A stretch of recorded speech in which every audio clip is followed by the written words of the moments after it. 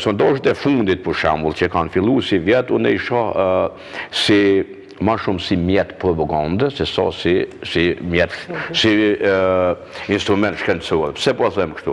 Për arsye thjesht se shumë e lehtë është me bën sot një mashtrim publik, do thotë edhe me gjysmë fakte ose me fakte të sajume ose të rame, se sa me ardhur deri te një rezultat i faktizum, i argumentum, edhe me metodologji vërtet shkencore, për arsye se ajo është shumë e kushtueshme, ajo kërkon sinqeritet, edhe të hulumtuesve, po mendoj të atyne që i bojnë anketimin për ka si sondazhin, por edhe të vetë publikut. Publiku jonë totalisht në sondazhe është i pasinqert.